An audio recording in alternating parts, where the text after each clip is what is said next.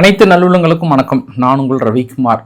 ஒரு தெளிவு கிடச்சிருச்சுல்ல, ஒரு முழுமையான தெளிவு. இந்த 4ஆம் தேதி ரிசல்ட் வந்ததுலேருந்து இந்த நொடி வரை மக்களை ரொம்ப அலக்கழிச்சிட்டாங்க. நொடிக்கு நொடி, நிமிடத்திற்கு நிமிடம் பரபரப்பு செய்திகள். இப்போ ஒரு நியூஸ் சொன்னோம் அப்படின்னா அந்த நியூஸ் அப்படியே வேறு மாதிரி வருது. அடுத்த நியூஸ் சொன்னோம் அப்படின்னா அடுத்து வேறு மாதிரி வருது. யாராலையுமே ப்ரிடிக்ட் பண்ண முடியாத, ஒரு கணிக்க முடியாத ஒரு செய்தியாக இருந்தது. நானே ஒரு செய்தி போட்டேன் அப்படின்னா அந்த செய்தி உங்ககிட்ட ரிலீஸ் பண்ணுறதுக்குள்ளே அடுத்து பார்த்தா வேறு செய்தியாக உருமாறி நின்று இருக்கிறது. அந்தளவுக்கு தடுமாறிட்டேன்.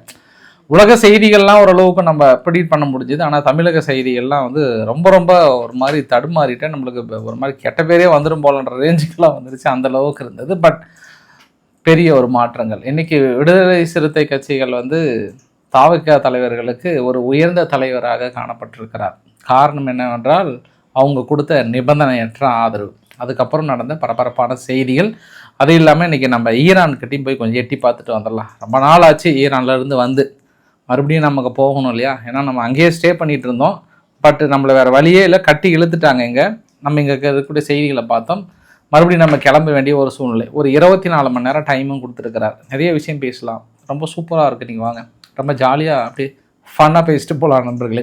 ஸோ வீடியோவில் போகிறதுக்கு முன்பு நீங்கள் நம்ம சேனலை சப்ஸ்கிரைப் பண்ணலாம். சப்ஸ்கிரைப் பண்ணிட்டு வாங்க. மறக்காம பெல் பட்டன் கிளிக் பண்ணி ஆல் ஆப்ஷன்ஸ் கொடுங்க. வீடியோ போகலாம்.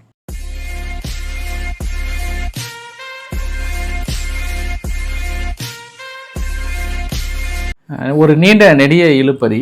அந்த நீண்ட நெடிய இழுப்பறிக்கு அப்புறம் ஒவ்வொரு தலைவர்களும் பேசும்போது பார்த்தோம் அப்படின்னா எங்கள் பக்கத்து வீட்டு பாட்டிலாம் தேம்பி அழ ஆரம்பிச்சிட்டாங்க. என்ன பாட்டி, ஏன் அப்படி அழுவுறீங்க அப்படின்னா, எல்லாருமே மக்களோட நன்மைக்காக சொல்லும் போது நினைச்சிருப்பது, மக்களோட நன்மைக்காக தான் நாங்கள் இந்த மாதிரியான ஒரு முடிவுகளை எடுக்கிறோம், மக்களின் நலன் கருதி தான் அப்படின்னு சொல்லும் போது எனக்குமே சற்று ஆனந்த கண்ணீர் வந்தது. யாருப்பா தலைவர்களே, எங்கப்பா இருக்கீங்க அப்படின்னு நினைச்சது. ஆனால் மக்கள் நினைப்பாங்க, நிஜமாவா மக்களின் நன்மைக்காகவா, இல்லை உங்களின் நன்மைக்காகவா, இல்லை உங்களின் பேரத்திற்காகவா அப்படின்னு மனசுக்குள்ள நிறைய விஷயங்கள் இருக்கும். பட் அதை தாண்டி இன்னைக்கு எதிர்பார்ப்பை எகிர வைத்தது விடுதலை சிறுத்தைகள் தான். என்ன காரணம் அப்படின்னா, காலையில் 9 மணிக்கு ரிசல்ட் அனௌன்ஸ் பண்ணுறேன்னாங்க. நாங்கள் யாருக்கு ஆதரவு கொடுக்குறோம் அப்படின்ட்டு. ஆனால் நிச்சயமாகவே இன்னைக்கு விசிகே அனௌன்ஸ்மெண்ட் பண்ணுறதில் தான் அடுத்த கட்ட நகர்வே போகிற மாதிரி இருந்தது. அப்படியே ஒரு மாதிரி பிளைண்டாக இருந்தது. அப்போ மிக முக்கிய முடிவெடுக்க வேண்டிய ஒரு கட்டத்துக்கு தள்ளப்பட்டிருக்கிறது. அதாவது தமிழக அரசியல் சூழ்நிலையில் விசிகே எடுக்கிற முடிவு மிக முக்கிய கட்டத்தை அடைந்திருந்தது. அதனால் ஒட்டுமொத்த ஊடகமும் அவங்க பதிலை எதிர்பார்த்துட்டு இருந்தாங்க. 9 மணி, 10, 11, 12, 1, 2, அப்புறம் கடைசியில் 4 மணிக்கு நாங்கள் ரிசல்ட் அனௌன்ஸ் பண்ணுறோம் அப்படின்னு சொன்னாங்க.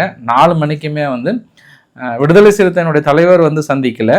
அவர் அதுக்கப்புறம் 6 மணிக்கு மேலே தான் சந்தித்தார். பட் ஆதரவு கடிதம் கொடுத்துட்டாங்க. ஆதரவு வரிசை நான் வாங்கிட்டு போயிட்டாரு. அதில் என்ன ஒரு பெரிய, எல்லாத்துக்கும் பெரிய ஒரு ஆச்சரியம். அது இல்லாமல் டிவிகேனுடைய தொண்டர்களுக்கெல்லாம் கண்ணா அந்த லட்டு தின்ன ஆசையால் அப்படி உயர்ந்து நிற்பாங்கல்ல, அந்த மாதிரி விசிகே உயர்ந்து நின்றுட்டாங்க. ஏன் அப்படின்னா, நாங்கள் நிபந்தனையற்ற ஆதரவு கொடுக்குறோம், எங்களுக்கு எதுவுமே வேண்டாம், பதவி வேண்டாம், எதுவுமே வேண்டாம், நாங்கள் நிபந்தனையற்ற ஆதரவு கொடுக்குறோம், எந்த எதுவுமே கிடையாது அப்படின்னு சொன்ன அந்த ஸ்டேட்மெண்ட்டு தான் எல்லாருமே ஷாக் ஆகிட்டாங்க.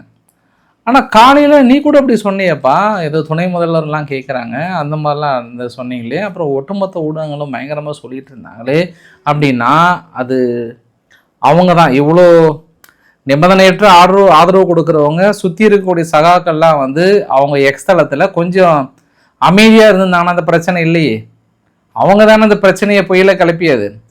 அவங்க பொதுச் செயலாளர் சிந்தனை செல்வன் அவர்கள் தானே ஏன் எங்கள் தலைவர் முதல்வராக ஆகக்கூடாது, ஏன் முதல்வராக பொதுவாக எடுத்து எல்லாரும் நீங்கள் ஒன்று சேரக்கூடாதுன்ற ஒரு கேள்வி அவர் தானே முந்தானயத்தை வச்சார்.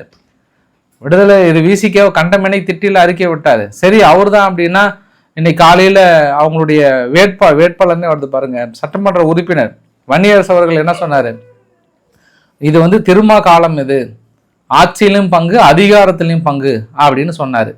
அது இல்லாமல் பேட்டி கேட்கும்போது, ஏன் நீங்கள் முதலமைச்சரை கேட்குறீங்க, எங்கள் தலைவர் சிஎம் ஆகுவாருன்னு சொல்லும் போது, அப்போ இவங்களே திருப்பி சொல்லும் போது அப்போ ஊடகங்கள் என்ன பண்ணுவாங்க, பாஸ் நார்மலாகவே ஊடகங்கள் இப்போ சூழ்நிலையில் ஓடுதுன்னா பறக்குதுன்னு நம்ம சொல்ல வேண்டிய சூழ்நிலை இருக்கிறது.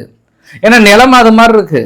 அந்த சூழ்நிலையில இவங்க ஓடி வந்து இப்படி சொல்லிட்டு கடைசியில் எல்லாருமே எதிர்பார்த்தாங்க. ஒரு கட்டத்துல ஒரு 2 மணி 3 மணிலாம் பார்த்தோம் அப்படின்னா அந்த சோசியல் மீடியாவில் கொஞ்சம் தாவேகானுடைய ஆதரவாளர்கள் சற்று கடுமையாக விசிகாவே திட்ட ஆரம்பிச்சுட்டாங்க.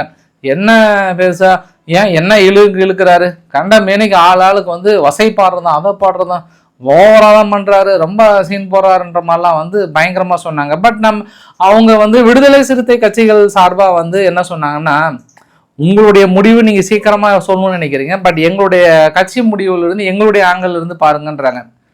ரொம்ப காலமா நெடுங்காலமா பயணம் பண்ணுகிற ஒரு கட்சி திடீர்னு எங்களோட ஒற்றை முடிவுல மிகப்பெரிய எங்களுடைய எதிர்காலம் அடங்கி இருக்கிறது. அந்த எதிர்காலத்தை வந்து நாங்கள் எடுத்தவங்க அவுத்தம்லாம் எங்களால் முடிவுகள் எடுக்க முடியாது. அடுத்து ஏன்னா நாங்கள் தோழமை கட்சிகளை பார்க்க வேண்டியது இருக்கிறது. அது இல்லாமல் நாங்கள் வந்து திமுகவோட இணைந்து பயணம் பண்ணி ஜெயிச்சுங்க. நாங்கள் இப்போ நாங்கள் டிவிகே கூட இணைந்து பயணம் பண்ணி ஜெயிச்சிருந்தீங்கன்னா நீங்கள் கேட்குற கேள்வி கரெக்டு. நாங்கள் யாரோட பயணம் பண்ணோம்? திமுகவோட பயணம் பண்ணோம். அங்கிருந்து பயணம் பண்ணி ஒரு மாற்று முடிவு எடுக்கும்போது நீங்கள் உங்கள் அவசரத்துக்கெல்லாம் எங்களால் எடுக்க முடியாது. இது பல நிர்பந்தத்துக்கு உள்ளாக்கப்பட்டிருக்கிறது, எங்களோட ஒற்றை முடிவில் தள்ளப்பட்டிருக்கிறது அப்படின்ற ஒரு பதிலுமே அந்த இடத்துல பார்க்க முடிகிறது. அப்போ விடுதலை சிறுத்தைகளோட ஆதரவு கொடுத்தவொடனே 118 வந்துருச்சு. அப்புறம் ஐயுஎம்எல்லும் ஓடி வந்து அவங்களும் ஓகே நாங்களும் ஆதரவு கொடுக்குறோம் அப்படின்னு சொல்லிட்டாங்க. அவங்களுமே நிபந்தனையற்ற ஆதரவு தான். இன்னும் நான் உங்களுக்கு டீட்டெயிலாக சொல்கிறேன். நிபந்தனையற்ற ஆதரவு வந்து கொடுக்குறேன்னு சொல்லிட்டாங்க. அப்போ இந்த 2 கட்சிகள் நிபந்தனையற்ற ஆதரவு போது 120 இடங்கள் வராங்க.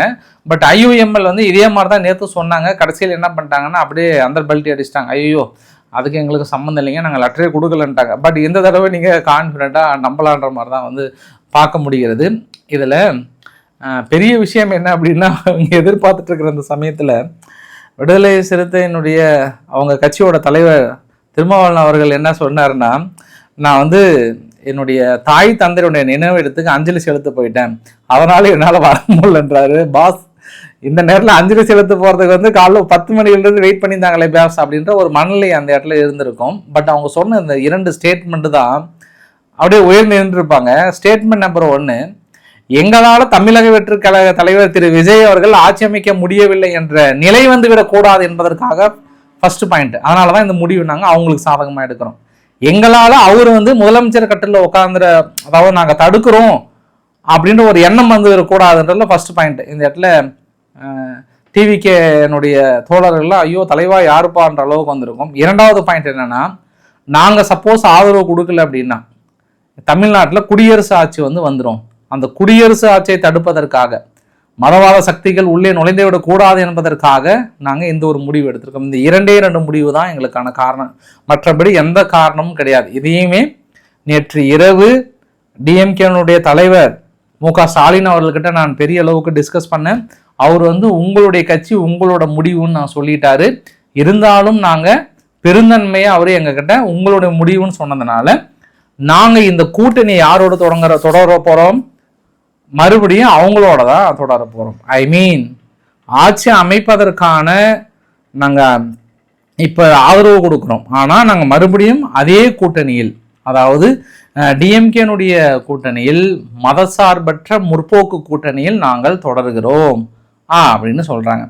அப்படின்னா நீங்கள் ஏற்கனவே ஒரு ஆர்எஸ்எஸ்ஸின் பெற்றெடுத்த பிள்ளை என்று சொன்னீர்களே, இப்போ நீங்கள் எப்படி சொல்கிறீங்கன்னு கேட்கப்படுது. அதில் எனக்கு அந்த கருத்தில் எந்த மாற்று கருத்துமே கிடையாது.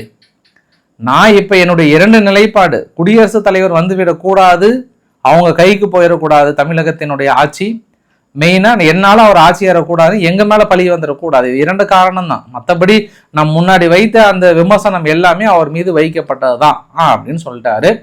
என் அலுவலகத்துக்கு வரணுமா அப்படின்னு அவர் சொன்னார். விஜய் அவர்கள் சொன்னதுக்கு இல்லை வேண்டாம், நீங்கள் முதலமைச்சராக பதவி ஏற்றுக்கிட்டு வாங்க அப்படின்ற மாதிரி சொன்னாங்க. இப்போ என்ன இதில் பார்க்க முடியுதுன்னா, உலக வரலாற்றிலே அரிதிலும் அரிதான ஒரு நிகழ்வு, இந்திய வரலாற்றிலே முதல் முறையாக, அதாவது இப்போ எப்படி 59 வருடங்களுக்கு அப்புறம் திராவிடம் இல்லாத ஒரு முதலமைச்சர் வந்து பதவி எடுத்திருக்கிறார். கட்சி ஆரம்பித்த 3 வருஷத்தில் எல்லாருமே வந்து நினச்சி பார்த்துருக்க மாட்டாங்க. டிஎம்கேவும் ஏடிஎம்கேவும் வந்து இப்படி ஒரு நிலை வந்து விடுமா அப்படின்னு அவங்க நினச்சி பார்த்துருக்க மாட்டாங்க. இவங்களோட பிராண்டு எல்லாத்தையும் உடச்சி தூக்கி போட்டு சுக்குநூறு அந்த பக்கம் வந்து மனுஷன் ஆட்சி கட்டில் வந்து உக்காராரு. இது இவங்க வந்து சீரியஸாகவே எதிர்பார்த்துருக்க மாட்டாங்க. இவங்க ஓட்டு உடஞ்சிருக்குமா, அவங்க ஓட்டு உடஞ்சிருக்குமான்ற மாதிரிலாம் வந்து பெரிய அளவுக்கு பேசப்பட்டது. பட் என்ன சொல்ல வந்தேன்னா, ஆளுங்கட்சி யார் தெரியுங்களா? டிவிகே, விசிகே, சிபிஐ, சிபிஎம், அப்புறம் ப்ளஸ் வந்து காங்கிரஸ் வச்சுக்கோங்க, ஐயுஎம்எல் வச்சுக்கோங்க. எதிர்கட்சி யார் தெரியுமா? அதே DMK, VCK, CBI, CPM, IUML and others. அப்ப நம்ம என்ன சொல்லலாம் அப்படின்னா, ஆளுங்கட்சியும் அவங்க தான், எதிர்கட்சியும் அவங்க தான்ன்ற ஸ்டேட்மெண்ட்டுக்கு வந்து சொல்ல வராங்க. ஆக்சுவலா நேற்று வந்து சிபிஐயும் சிபிஎம் என்ன சொன்னாங்கன்னா, நாங்கள் கூட்டணியில் தொடர்றோம், ஆனால் இந்த முடிவு வந்து எங்களோட தனிப்பட்ட டிசிஷன் சொன்னாங்க. பட் இப்போ எல்லாருமே என்ன சேர்ந்து ஒன்றா சொல்லியிருக்காங்கன்னா, அவர் ஸ்டாலினோட கூட்டணியிலே தொடர்றோம், அவர் எங்களுக்கு பர்மிஷன் கொடுத்தாரு, அவருமே பாசிட்டிவாக தான் சொன்னார், சரி போங்க ஆட்சி கவர்ந்து விடக்கூடாதுன்னு எங்கிட்ட அட்வைஸ் பண்ணாருன்ற அடிப்படையில் தான் இன்றைக்கி நாங்கள் கொடுத்தோம். அவர் வந்து இது ஒத்துக்கிட்டார், அவரோட பெருந்தன்மையை நாங்கள் பாராட்டுறோம் அப்படின்னு சொல்லிட்டார். இந்த இடத்துல டிஎம்கே வந்து கொஞ்சம் ரைட்டு அப்படின்ற மாதிரி ஆங்கிளில் பார்க்க முடியுது. ஏன்னா இன்றைக்கி ஒரு நீண்ட நெடிய ஒரு எழுதுனாங்க, நன்றி கடிதம் மாதிரி ஒன்று எழுதுனாங்க. அந்த நன்றி கடிதத்தில் இந்த கடினமான காலத்தில் எங்களோட உற்ற துணையாக இருந்த பிரேமலதா அவர்கள், டிஎம்டிகே, அப்புறம் வைகோ அவர்கள், ஐயுஎம்எல், இவங்கெல்லாம் வந்து எங்களோட உற்ற துணையாக இருந்து தோளோடு தோழனாக இருந்து எங்களோட பங்கெடுத்ததற்கு நன்றி தெரிவிக்கிறேன்னு சொல்லிட்டு அப்புறம் விடுதலை சிறுத்தைகள், சிபிஐ இவங்க எல்லாத்துக்குமே நன்றி சொன்னாங்க. ஆனால் யார் ரொம்ப காட்டமான ஒரு பதிலாக சொல்லியிருந்தாங்கன்னா காங்கிரஸ் தான். காங்கிரஸை போட்டு பொழக்கிறாங்க, ரொம்ப கொலகானில் இருக்கிறாங்க. நீங்கள் வந்து டிவிக்கு கூட போங்க, எங்களுக்கு பிரச்சனை இல்லை, ஆனால் ஒரு நன்றி விசுவாசம், ஒரு நன்றி கடன் வந்து எங்ககிட்ட ஏதாவது பேசிட்டு போனீங்களா, ஏதாவது வந்து சொல்லிட்டு போனீங்களா அப்படின்னு சொல்லிட்டு அமைய இருக்கும் புதிய அரசுக்கு மீண்டும் எனது வாழ்த்துக்கள். எங்கள் கட்சிகளோட ஏராளமான நலத்திட்டங்கள் அடுக்கி வச்சிருக்கிற எல்லாமே, அந்த திட்டங்கள் எல்லாமே செயல்படுத்தணும்னு நான் கேட்டுக்கிறேன். நான் அதாவது கேட்டுக்கிறேன்றாரா இல்லை கூட்டணி கட்சிகள் மூலயமா அது மிரட்டல் விடுறாங்களா அப்படின்னு நம்ம பொறுத்து இருந்து தான் பார்க்கணும். ஆனால் இது எப்படின்னா, இவங்க ஆளுங்கட்சி வந்து டிஎம்கே ஏதாவது கொஞ்சம் எதிர்த்து பேசினாவே கூட்டணி இங்க யார் இருக்கிறதுங்க, டிஎம்கே மெம்பர் தான் அங்கே உட்காந்துக்கிறாங்க, விசிகே 2, சிபிஐ 2, சிபிஎம் 2, அப்படி ஒரு ஷேக் பண்ண ஆரம்பிச்சிருவாங்க. பட் அதுக்குள்ள சுதாச்சிருவாங்களா என்னன்றது நம்ம பொறுத்து இருந்து பார்க்க வேண்டிய ஒரு நிகழ்வாக இருக்கிறது. ஏன்னா இது ஒரு புதிய நிகழ்வு, கடைசி வரைக்குமே ஒரு செக் பாயிண்ட் இருந்துகிட்டே இருக்கும். ரொம்ப வருஷம்லாம் வந்து இது கண்டினியூ பண்ணுவாங்களான்றது இது கேள்விக்குறி தான். அதுக்குள்ளே அவங்க மாற்று வழி ரெடி பண்ணிக்கணும். அப்படி இல்லைன்னா இன்னைக்கு நம்ம பார்த்த இதே சூழ்நிலை தான் இன்னும் ஒரு 3 மாதத்துக்கு அப்புறம் தினம் நம்மளுக்கு ஃப்ளாஷ் நியூஸ் தான், டட்டடைன் வந்துட்டே இருக்க வேண்டியது தான். இதை விஜய் அவர்கள் எப்படி சமாளிக்கிறாரோ தெரியல, பட் இங்கே இருக்கக்கூடிய மக்கள் டிவி முன்னாடி தான் உட்காந்துட்டு இருப்பாங்கன்னு நினைக்கிறேன்னா அது கூடுதல் தகவல். அப்புறம் எடப்பாடி பழனிசாமி அவர்களும் வந்து புதிய ஆட்சி அமைக்கிறாங்கள, அவங்களுக்கு நான் வாழ்த்துக்களை தெரிவிச்சுக்கிறேன், எம்எல்ஏவை ஜெயிச்சவங்களுக்கும் வாழ்த்துக்கள்ன்ற மாதிரி சொன்னாங்க. அடுத்த ட்விஸ்ட் என்னன்னா, இப்போ ஆதரவு கடிதம்லாம் வாங்கிட்டாங்க. ஆதரவு கடிதம்லாம் வாங்கி 6 மணிக்கு கிளம்புறாங்க. 6 மணிக்கு கிளம்பும்போது பார்த்தா திடீர்னு ஆளுநர் அவர்கள் நேராக எங்கே கிளம்புறாரு, கேரளாவை கிளம்புறேன்ட்டாரு. அப்புறம் அந்த டாம் குரூஸ் வந்து ஒரு படத்தில் ஓடி போய் அந்த ஃப்ளைட்டெல்லாம் பிடிச்சி அப்படியே அந்த ஃப்ளைட்டுக்குள்ளே எட்டி பார்த்து ஆளுநர் வாங்க ஆளுநர் இழுத்துட்டு வருவாங்கல்ல, அந்த மாதிரி சீனை மனசில் வச்சுக்கோங்க. ஏன்னா அவர் மேலே அப்பாயின்மெண்ட் கொடுக்கலிங்க, இவங்க ஒரு டீம் வந்து கிளம்பி போயிட்டாங்க. அதாவது ஆதரவு கொடுத்த டீம் எல்லாம் கிளம்பி பாதி வழியில் போயிட்டு அவர் அப்பாயின்மெண்ட் கொடுக்க திரும்பி வந்து மறுபடியும் கண்டனங்கள்லாம் தெரிவித்து அதுக்கப்புறம் அவர் என்ன பண்ணிட்டாரு, அந்த பயணத்தை ரத்து பண்ணி அப்புறம் 7:10 வந்து டைம் கொடுத்தாரு. ஆளுநர் அவர்கள் அங்கே போய் என்ன பண்ண போறீங்க, கேரளாவில் இன்னும் 1 மாதம் ஆகும், கவலைப்படாதீங்க. அங்கே ஏதோ உடனடியாக ஆட்சி அமைச்சர், அங்கே இருக்கிறது காங்கிரஸ் இது வரைக்கும் எந்த மாநிலத்திலேயாவது ஜெயிச்ச உடனே முதலமைச்சரை தேர்ந்தெடுத்திருக்கிறாங்களா? அது ரொம்ப கஷ்டம். நல்ல வேலை அவங்களுக்கு நல்லதாக போச்சு. இப்போ இழுபறி மாதிரி வந்து வச்சுக்கோங்களேன், அந்த இடத்துல பிஜேபி உள்ள போந்து என்ன தூக்கிட்டு போங்க, தப்பிச்சுக்கிட்டாங்க பெரும்பான்மையாக இருக்கிறதுனால. எப்பவுமே காங்கிரஸ்குள்ள என்ன பிரச்சனை அப்படின்னா, உள்ள அந்த பவர் ஷேரிங்கில் வந்து பெரிய பிரச்சனை, அது உள்ளுக்குள்ளே வந்து இருந்துகிட்டே இருக்கும். அது இல்லாமல் இதில் இன்னொரு பெருந்தன்மையை கூட நான் சொல்லிடுறேன். நான் இப்போ ஆதரவு கொடுக்குற எந்த கட்சிகளுமே கூட மினிஸ்டர் பதவி கேட்கல. ஆனால் காங்கிரஸ் வந்து 5 இதுக்கு 2 மினிஸ்டர் கேட்டிருக்காங்களாம். 2 மினிஸ்டர் இல்லாமல் நிபந்தனையோட கொடுத்துருக்காங்கன்னும் போது 2 ரைட்டு, மீதி 3 பேர் சும்மா இருப்பாங்களா? அந்த 3 பேர் வந்து கேரண்டி கொடுக்க முடியுமா காங்கிரஸால அப்படின்றத நம்ம பொறுத்து இருந்து பார்க்க வேண்டிய ஒரு சூழ்நிலையாம இருக்கு. ஏன்னா காலம் அப்படி நடந்திருக்கு பாஸ், எல்லா இடத்துலையும் அப்படிதானே இருக்கு. அதனால டிஎம்கே ஒரே ஒரு விஷயத்துல சொல்லிட்டாங்க, யாருனாலும் சரி நான் காங்கிரஸை விட்டு வைக்க மாட்டேன்ற மாதிரிலாம் இந்த இடையில சொல்லிட்டு இருந்தாங்க. அப்புறம் 7:10 அப்பாயின்மெண்ட் கொடுத்தாரு. பட் இந்த தடவை வந்து இப்போதான் கொஞ்சம் கொஞ்சமாக டிவிக்கேவுக்கு அந்த எக்ஸ்பீரியன்ஸ் வருது. கிட்டத்தட்ட 4வது தடவை பார்க்க போறாரு. இந்த தடவை எல்லாத்தையும் வாங்கப்பா, யார் யார் லெட்டர் பேட்டை கொடுத்தீங்களோ அந்தந்த பிரதிநிதிகள் சார்பாக குடும்ப உட்கார வச்சிட்டாரு. பாருங்க ஆளுநர் அவர்களே, இங்கே பார், இந்த லெட்டருக்கு இவர் தான் ஓனரு, பேசிக்கோங்க, இந்த லெட்டருக்கு இவர் தான் ஓனரு, இதுக்கப்புறம் இந்த ஃபோனு பண்ணி வர வைக்கிறேன், ஐடி கார்டை செக் பண்ணுறேன், தேவைன்னா ஆதார் கார்டு வேணுமான்ற ரேஞ்சுக்கு தான் வந்துட்டாங்க. ஆதார் கார்டு நம்பர் ஏதாவது செக் பண்ணுறியா, இல்லை ஃபேஸ் ஏதாவது ஸ்கேன் பண்ணுறீங்களா, இங்கே ஏதாவது ஃப்ளோ டெஸ்ட் எடுக்கிறீங்களான்ற ரேஞ்சுக்கு தான் இன்னைக்கு கூட்டம் போட பார்க்கும்போதே தெரியுது. ஏன்னா இது ஒரு நல்ல சமிக்கை தான். இல்லைன்னா இவங்க என்ன பண்ணியிருப்பாங்க, மறுபடியும் இழுத்துருப்பாங்க. அதை அந்த கூட்டணி கட்சிகள் ஒவ்வொருத்தரையும் நான் ஃபோன் பண்ணி கேட்டு எல்லாம் செஞ்சு அது திரும்ப 2-3 நாள் இழுத்துருப்பாங்க. அதனால எல்லாத்தையும் வாங்கப்பா எல்லாம் ஒன்றா போகலான்னு போயிட்டாங்க. இது நல்ல விஷயம்தான். அதனால் ஆளுநர் அவர்கள் வந்து ஃபைனலாக ஒரு 3:10க்கு, அதாவது நாளைக்கு 3:15 வந்து பதவி ஏற்றுக்கிறாங்கன்ற மாதிரி சொல்லியிருக்காங்க. ஸ்டில் நோ பார்த்தோம் அப்படின்னா 9 அமைச்சர்கள் கிட்டத்தட்ட கூடயே பதவி ஏற்றுக்க போகிறாங்கன்ற மாதிரி வந்து சொல்லியிருக்காங்க. அந்த 9 அமைச்சர்களோட பட்டியல் வந்து நீங்களே நிறைய பார்த்துருப்பீங்க நீங்கள். இடையில் ஏடிஎம்கே வேறு ஏதோ பிரச்சனை போல அவங்களுக்குள்ள. சிவி சண்முகம் அவர்களோட ஒரு டீமாக வந்து அவர் வீட்டில் தனியாக ஆலோசனை பண்ணுறாங்க. இந்த பக்கம் எடப்பாடி பழனிசாமி அவரோட தனியாக ஆலோசனை பண்ணுறாங்க. மறுபடியும் அவர் வந்து அந்த பொதுச் செயலாளர் தூக்கலாமான்ற முடிவில் இருக்கிறாங்க போல். அதனால் கொஞ்சம் காய்ச்சி மூச்சுன்னு இருக்கும் போல். இருந்தாலும் திடீர்னு ஒரு சில கதைகள் அங்கேருந்து வருது. ஒரு டீம் போயிட்டு டிவிக்கு ஆதரவு கொடுக்கலாமான்ற மாதிரி வந்து சொல்கிறாங்க. இவங்க ஆதரவு கொடுத்தாலும் அவங்க ஆதரவு வாங்குற மாதிரி இருக்காங்களான்ற நிலைமை தெரியல. ஆனால் இதில் இந்த கூட்டணி, ஐ மீன் இந்த பக்கம் பிஜேபியோட என்டிஏ கூட்டணியிலிருந்து ஒரு கட்சிகளை கூட கூப்பிடல. பட்டு அமமுக மட்டும்தான் வந்து துரேந்திரன் மாதிரி அவரே உள்ள வந்து சம்பவம் பண்ணிட்டு கடைசியில் அவரே ஒரு சில குற்றச்சாட்டுலாம் சொல்லி ஏதோ ஒரு பண்ணி வச்சுட்டு போயிட்டாங்க. வாலண்டரியா அவரே வந்து பண்ணியிருப்பாரான்ற எனக்கு சந்தேகமா இருக்கு. ஏன்னா அவங்க நடந்துக்கிற முறை, அவங்களோட வினோத பதில்கள் எல்லாம் பார்க்கும் போதே தெரியுது ஏதோ ஒரு வேலைத்தனம் பண்ணாங்க. கரெக்டாக அதை எடுப்படல அவங்களுக்கு, கொஞ்சம் அவங்களுக்கே பேக் ஃபயர் ஆயிடுச்சு. பார்க்கலாம், நாளை பதவியேற்றுக்கு போகிறாங்க. டிவிக்கே தொண்டர்கள்லாம் வெறிய செலிப்ரேஷன் மோடில் இருந்தாங்க. இந்த பக்கம் காங்கிரஸ் தரப்பில் டிஎம்கே சார்பாக வந்து எங்களோட ஒரு திட்டங்கள் கூட அப்படியே பக்காவாக செயல் பண்ணோம். எங்கள் ஆளுங்க அந்த பக்கம் ஸ்லீப்பர் செல்லு 6 பேர் 7 பேர் அவ்வளோதான் அப்படின்ற மாதிரி தான் டிஎம்கே சார்பாக வந்து சொல்லியிருக்காங்க. பார்க்கலாம் டிவிக்கே எந்த ஆங்கிளில் எப்படி அணுக போகிறாங்க. எல்லாருமே நிறைய புதிய அமைச்சர்கள் வந்து பதவி ஏற்றுக்க போகிறாங்க. செங்கோட்டையன் அவர்களை தவிர மீதியெல்லாம் மேக்சிமம் இளம் ரத்தம் அப்படியே ஓடுதா இல்லை என்ன பண்ணுறது அப்படின்றது பார்க்க வேண்டிய ஒரு தருணமாக இருக்கிறது. எல்லாருமே என்ன பண்ண போகிறாங்க, என்ன பேச போகிறாங்கன்ற ஒரு எதிர்பார்ப்பு இருக்க தான் செய்யும். சரி, இப்போ நம்ம அடுத்து மிக முக்கியமான கட்டம் என்னன்னா, நம்ம மக்களே தமிழக செய்தி நான் க்ளோஸ் பண்ணிட்டேன். அடுத்து நான் ஈரானுடைய செய்திக்கு போயிடுறேன். ஏன்னா ரொம்ப ஒரு முக்கியமான செய்தி, அதை க்ளோஸ் பண்ணிக்கிறேன். ஏன்னா சப்போஸ் ஒரு சிலர் வந்து தமிழக செய்திகள் மட்டும் இன்ட்ரெஸ்டாக இருந்தால் அதை க்ளோஸ் பண்ணிவிடுங்க. ஈரான் வந்து இன்றைக்கி என்ன கிளைம் பண்ணியிருந்தாங்க அப்படின்னா, ரெவல்யூட்டரி கார்டு வந்து அமெரிக்கானுடைய நேவி வெசல்ஸுக்கு சொந்தமான ஒரு 2 வெசல்ஸுமா நாங்கள் தாக்கல் நடத்தணும் அப்படின்னு திடீர்னு கிளைம் பண்ணாங்க. ஐஆர்ஜிசி வந்து முழுமையாக கிளைம் பண்ணாங்க. அந்த இடத்துல வந்து டென்ஷன் கொஞ்சம் அரைஸ் ஆகிடுச்சு. அதனுடைய புகை மூட்டம் அது மாதிரி வர மாதிரி தெரிஞ்சுது. இவங்க தாக்கல் நடத்தினாங்களா, அவங்க பதில் தாக்கல் நடத்தினாங்களான்னு தெரியல. இது வந்து 2வது சம்பவமாக பார்க்குறாங்க. அதனால் ட்ரம்ப் அவர்கள் என்ன சொல்லிட்டாருன்னா, மறுபடியும் இந்த டைலாகு நம்ம பழகின டைலாக் தான் இருந்தாலும் நம்மளுக்கு இது பெருசாக இருக்காது. 24 மணி நேரம் டைம் கொடுத்துருக்கிறாரு.